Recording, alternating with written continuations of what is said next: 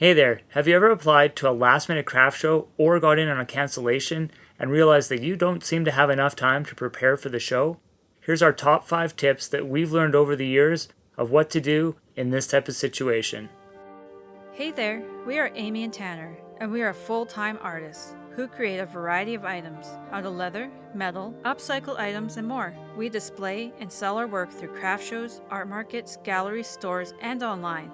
We also create art-focused documentaries, short films, and online courses for artists and crafters. We created this channel to help and inspire other artists and other crafters to follow their dreams and hopefully learn something new. We hope you'll enjoy exploring our channel and checking out future videos as well. Even if we didn't sign up late or get in on a cancellation, we were also guilty from time to time of leaving things a little bit too late and cutting it a bit too close. Sometimes the previous show was a little bit better in some areas than you expected and you don't have enough of a certain type of item. Other times, maybe you just didn't quite gauge it right and didn't prepare enough pieces for the season.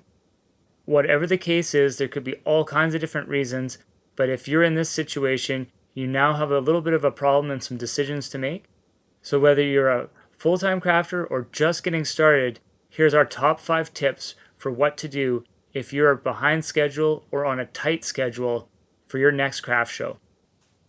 If you're looking for a full course on starting a craft business or taking your craft business further with wholesaling to businesses and galleries, then check out our courses on Udemy. We kept these very affordable and they're filled with inside knowledge. Also, I was wondering, are you subscribed? I think you're probably going to want to, because we're going to be giving away tons of tips, tricks, and tutorials in our upcoming videos. Our first tip is to make a list, a wish list if you will, of everything that you wish you could create or you would love to create for this show.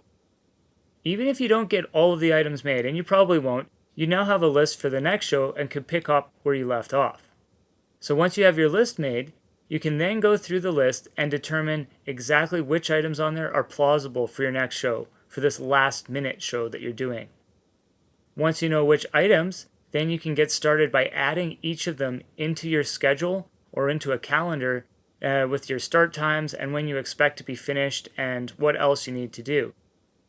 This can be as easy as just starting with, I need to prep my space, I'm going to do that today, and tomorrow I'm going to start with my products. Now, if you're really cutting it close, you may need to start your products today. Our second tip is that if you have items that require multiple steps to complete, look at exactly how long it usually takes per step. And that way you can create a schedule. For example, if I'm dyeing leather, I may apply the last coat of the day at, let's say, midnight. That way I know by 8 a.m. it will be dry and ready for the next coat or for the first coat of finish.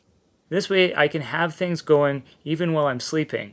There may be other ways with whatever you're making that you might be able to speed up drying times, for example, maybe adding heat or some other element to it.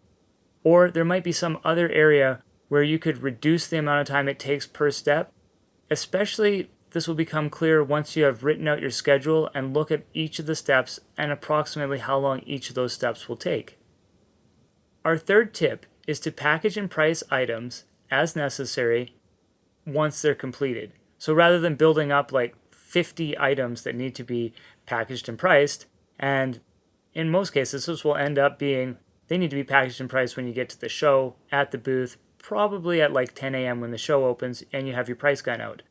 Trust me, I've done it many times. It's not the best look. It's not the best time to do it either.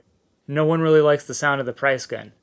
So what we recommend is going and actually finishing the item and then packaging and pricing it right then if you can.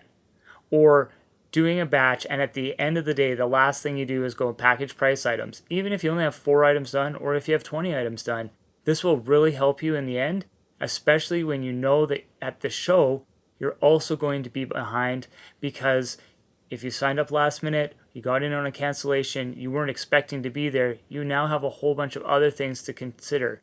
For example, if you move into a show last minute, you may end up taking all of your booth supplies with you, but not actually needing all of them, so this will complicate the setup.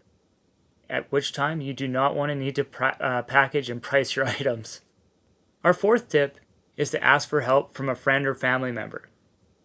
You can offer them products or money or even a home-cooked meal in exchange for their help.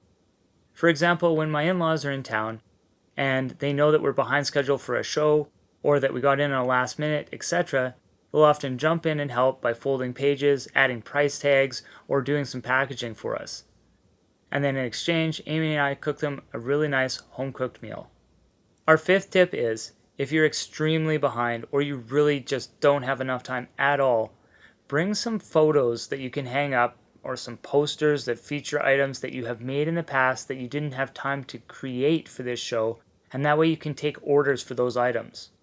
Or you could bring pictures of one-of-a-kinds that you've previously done, or even items that just aren't for sale, and let customers know that you are making items like that and that you will take orders based on the materials that you have or the type of item that you're willing to remake or recreate for them.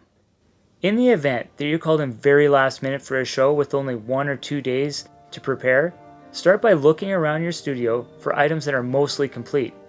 This way you can focus on finishing those items and filling up your booth. But most importantly, make sure that you take care of yourself and that you're ready to go when the show starts.